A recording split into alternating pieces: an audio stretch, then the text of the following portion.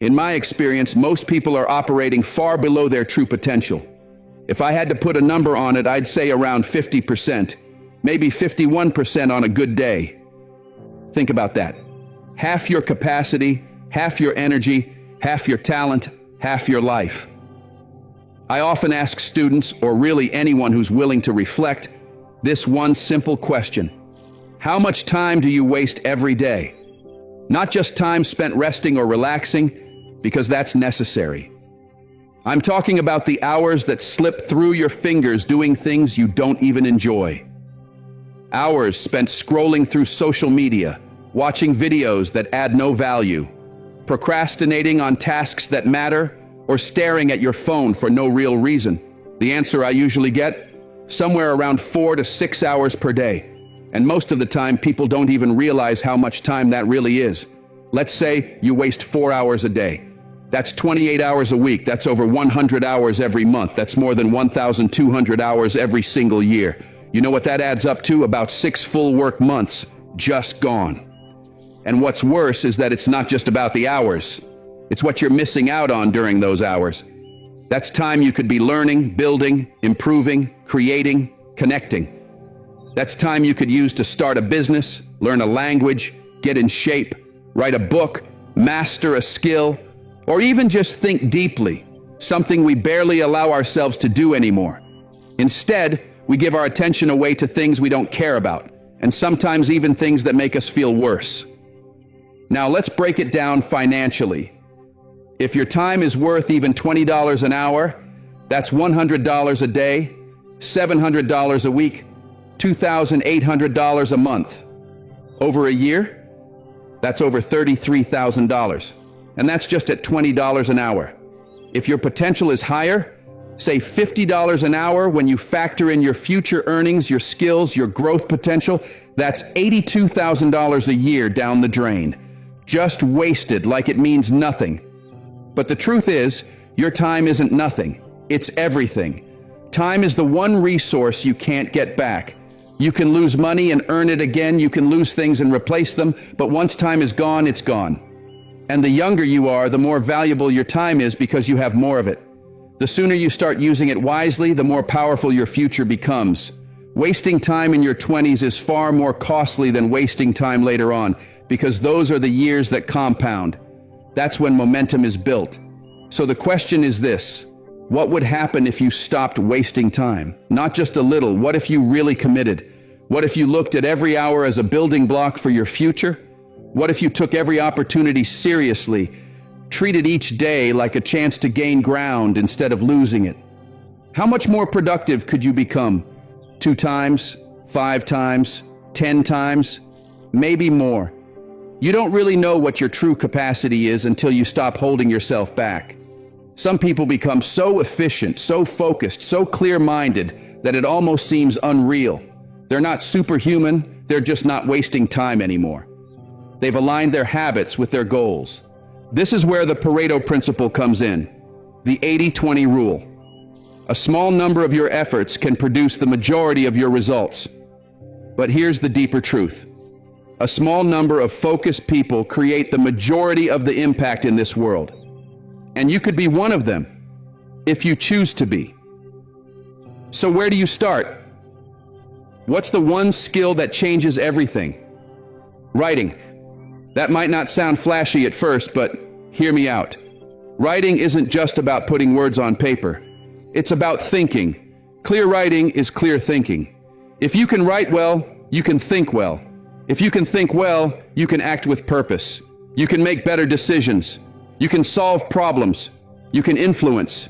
You can lead. The crazy part? Most people go through school, and no one ever explains why writing actually matters. They're told to do essays for a grade or follow a format to pass the test, but no one tells them the truth. You learn to write so you can learn to think. And thinking, real thinking, is what gives you the power to win in life. People who can think clearly, speak persuasively, and write with purpose are unstoppable. They can lead others. They can explain ideas. They can challenge false beliefs. They can negotiate, influence, inspire, and build. If you develop that skill, no matter where you start from, you will not stay stuck. You will rise. I've met and studied people who became extraordinarily successful, and one thing they all have in common: they know how to communicate. You don't want to argue with them, not because they're aggressive, but because they're precise. They'll dismantle your ideas, not to hurt you, but to build something better. They don't attack people, they attack flawed thinking. That's the kind of sharpness you want to develop. That's the kind of power that no one can take from you. And it starts by respecting your time, taking your potential seriously, and learning how to think. So here's the bottom line. If your life isn't where you want it to be, look at how you're spending your time. Track it honestly. Face the truth. Then start small. Cut 1 hour of waste each day and use it to build something.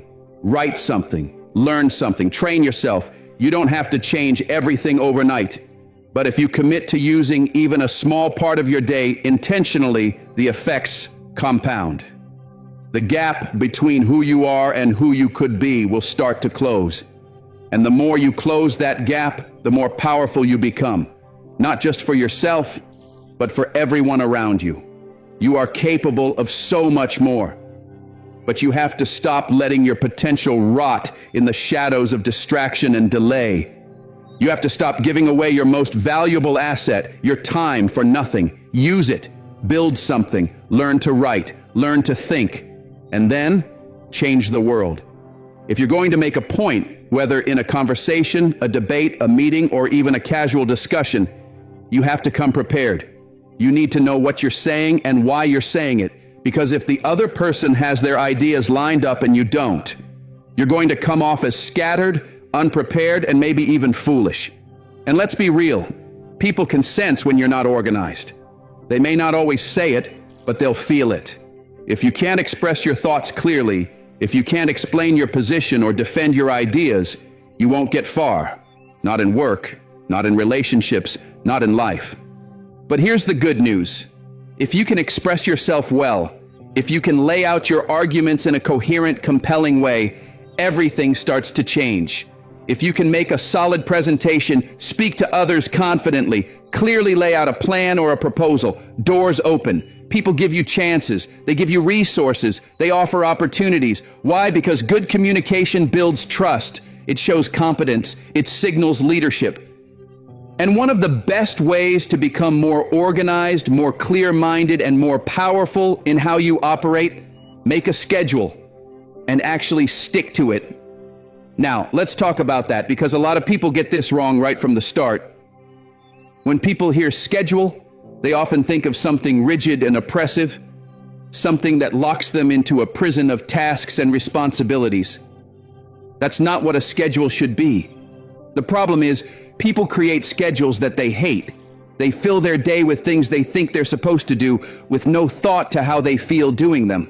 So they make this long, joyless list of chores and duties, and surprise, by mid-afternoon, they're burned out and playing video games or doom scrolling just to escape it.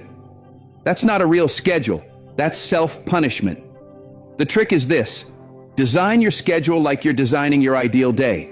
Ask yourself, if I could create the best possible day for tomorrow, something that's both productive and enjoyable, what would it look like? Then build that. Make it realistic. Make it balanced, but make it yours. Fill it with meaningful work, yes, but also with breaks, rewards, creative time. Time with people you care about. Design it so it's a day you'd actually want to live. Now, of course, there has to be some responsibility in there. You're not 12 years old anymore. If you're going to make progress, you need structure. You can't just float through life doing only what feels good in the moment. But the goal is to find a balance, a healthy mix of obligation and reward. Enough challenge to grow, enough freedom to stay energized. Here's a practical way to look at it. Maybe 20% of your day is things you have to do. Could be more if you're behind on stuff. That's fine. Just ask yourself, what's the right ratio of work to play today? Treat yourself like someone you're managing, like someone you care about and want to help succeed. If you had an employee who worked for you, you wouldn't expect them to grind non-stop without breaks. You'd negotiate with them. You'd ask, okay, you've got some tough tasks today. What can we build in to keep you motivated? How do we make this a good day, not just a productive one? You can and should ask yourself the same thing. Maybe that means an hour of focused work followed by 20 minutes of reading, gaming, a walk outside, at whatever refuels you. It's not about earning your rest. It's about designing a system that works. And here's the reality. You're not going to follow your perfect plan every day. You'll miss things. You'll slip up. That's normal. Don't expect perfection. Just aim to hit the target more often than you miss. Even hitting your schedule 70% of the time is way better than 0%. Even 50% is a huge improvement if you're starting from chaos. And from there, you build. If you followed your schedule 50% this week, aim for 51% next week. Or 50.5%. It doesn't matter how small the step is, as long as it's forward. Because eventually, you'll cross a tipping point where the effort you put in starts to pay you back. Your good days multiply. Your routines reinforce your growth. And instead of spiraling downward, you start spiraling up. That's the power of structure. That's the value of a schedule. It's not about control, it's about clarity. About building days you're proud of. About creating a life that feels intentional, not accidental. So take a step back. Think about what you want your day to look like. Then build it. One block at a time, one decision at a time, one better choice at a time. And trust me, if you keep showing up, it compounds.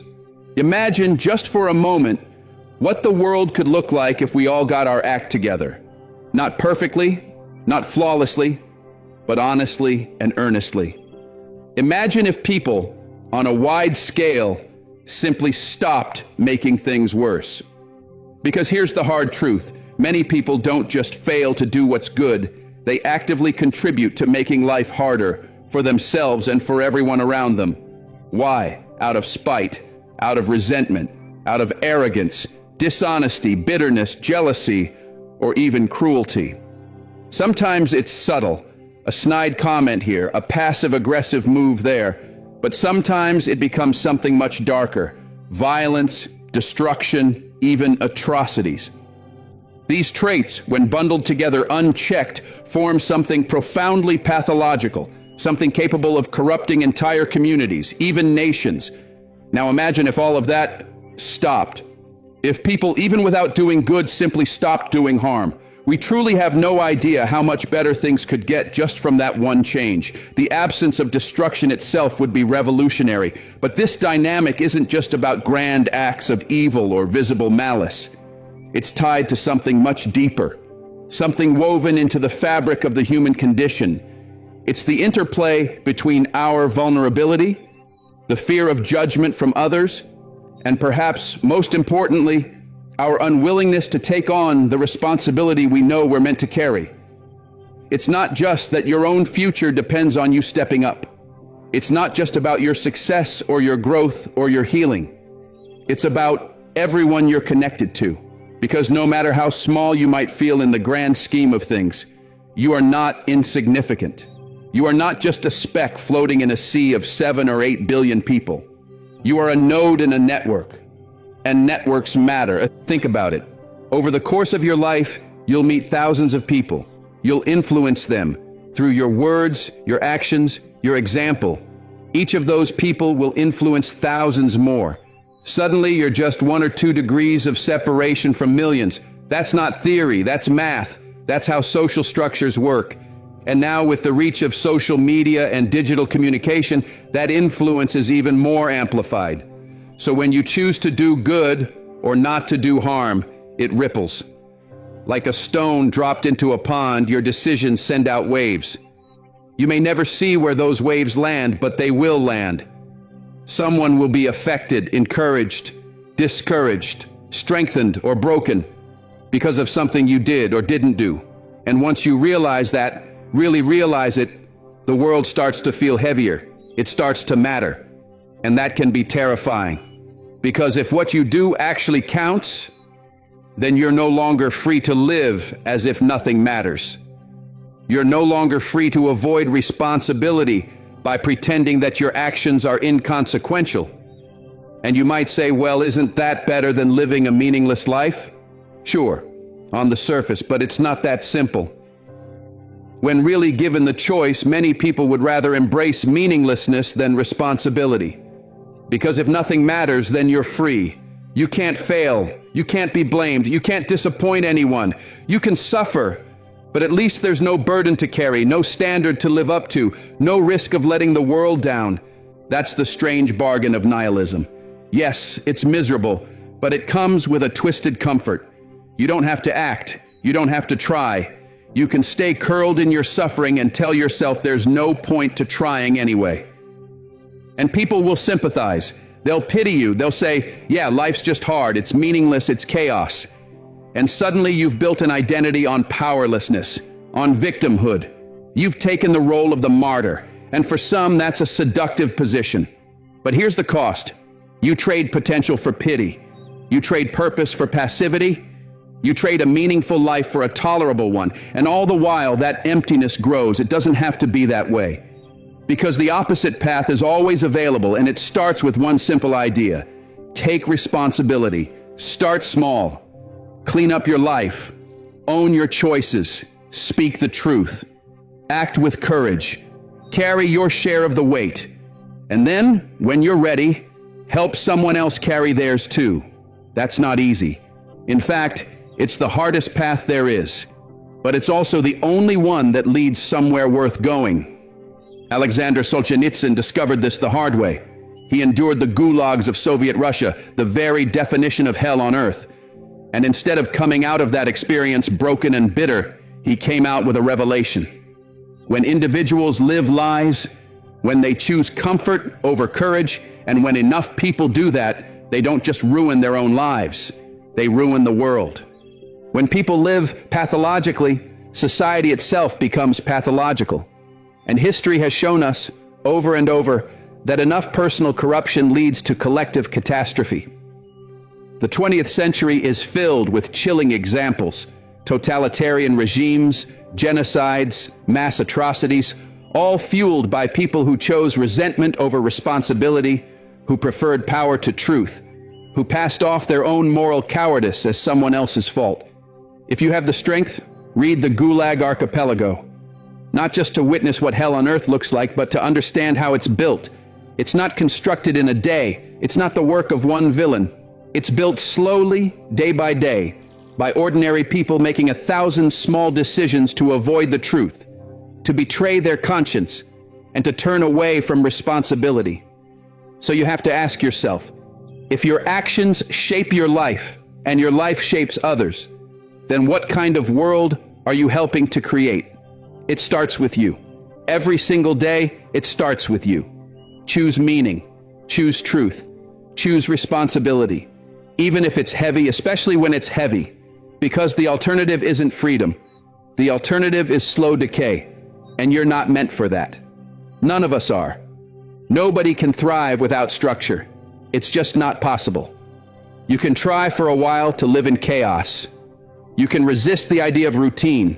Treat it like some kind of trap, something that kills your freedom. But eventually, that kind of freedom becomes a prison of its own.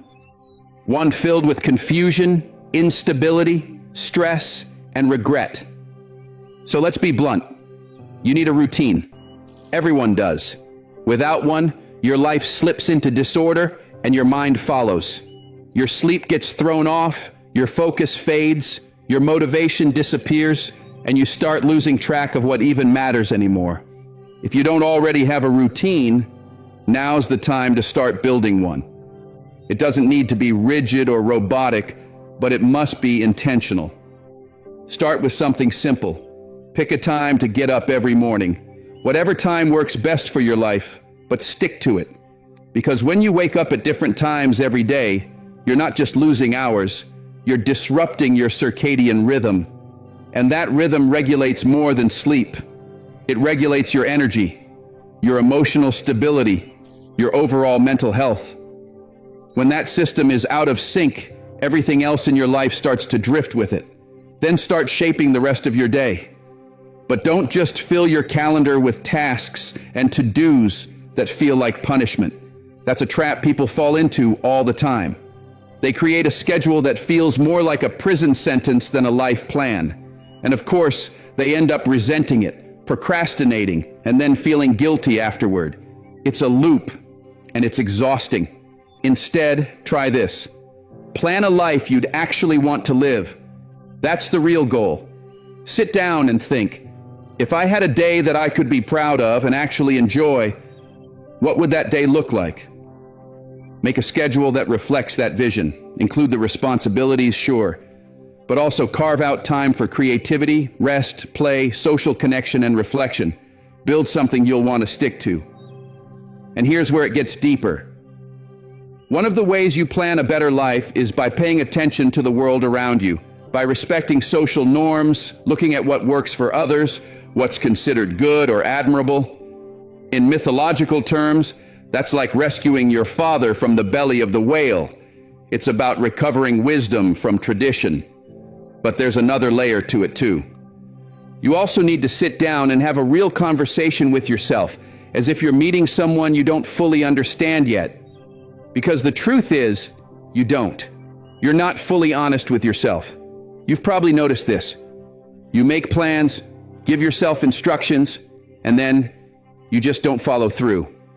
You say, tomorrow I'll start, and tomorrow comes, and you don't. It's like being your own terrible boss and your worst employee at the same time. You don't know what you want, and when you do figure it out, you won't even listen to yourself. So here's a thought. Fire yourself. Fire the version of you that's lazy, chaotic, self-sabotaging. But don't stop there. Rehire yourself with new terms. Treat yourself like someone you actually care about, someone whose life matters. That means learning to negotiate with yourself, not command yourself. You can't bully yourself into a better life. You have to build a relationship with yourself based on respect, not tyranny. Think about it like this. If you were managing another person, someone you really cared about, what kind of work life would you create for them? What kind of routine would help them grow, succeed, feel happy and balanced? That's what you should be offering yourself. And yes, it's hard, especially if you don't like yourself much. That's where many people get stuck. They live in this cycle of cracking the whip, burning out, procrastinating, feeling guilty, and then cracking the whip again. It's miserable, it's draining, it's boring, and it gets you nowhere. So what's the alternative? Humility. Step back. Look around your life.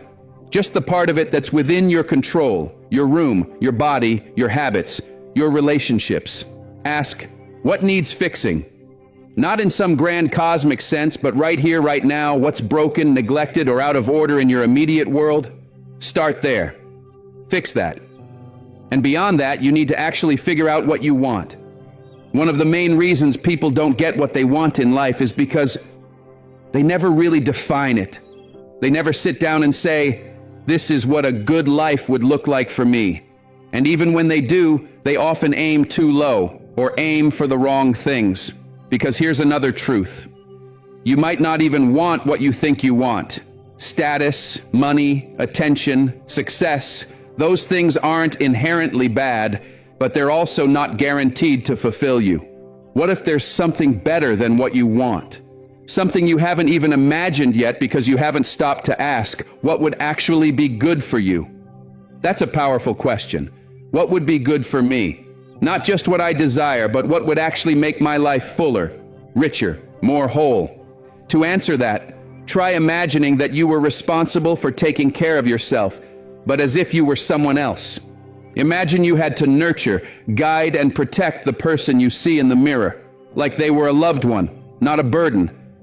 What kind of life would you want to give them? That's where it all begins.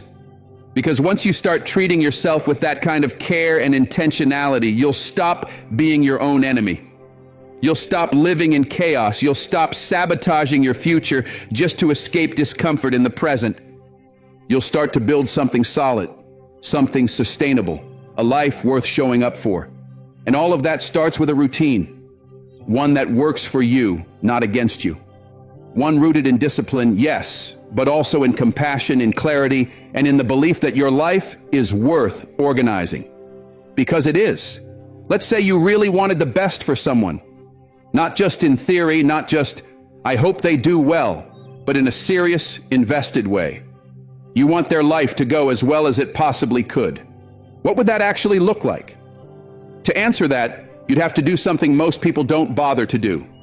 You'd have to sit down and think, really think. You'd need to ask, what would their life need to look like, day to day, year to year, for things to truly be good for them? Not perfect, not easy, but meaningful, stable, fulfilling, worth living. And here's the twist. Most people don't do this for themselves. They don't sit down and say, all right, I've been given a life, it's mine, it's difficult, yes, but it's something. So where do I want to take it? They drift, they react, they hope, but they rarely plan. What if, instead, you took the time to really figure it out? What if you asked yourself 3 years from now, what would I need to build in order to have what I truly need? Not everything, not fantasies, not illusions, but the things that would genuinely be good for you. The kind of life you'd look at and say, yeah, this was worth the work. The truth is, you can't have everything. That's a given. Life doesn't work like that. But you can have what's good for you. You can build something meaningful. But first, you need to define it. And that's where most people fall. They never set the terms. They never decide what success would actually look like. And if you don't define it, how could you possibly reach it? Success, by its very nature, is narrow, specific. It's like hitting the bullseye on a dartboard in the dark. If you don't even know what wall the board's on, the chance you hit the target by accident? 0. But here's the encouraging part.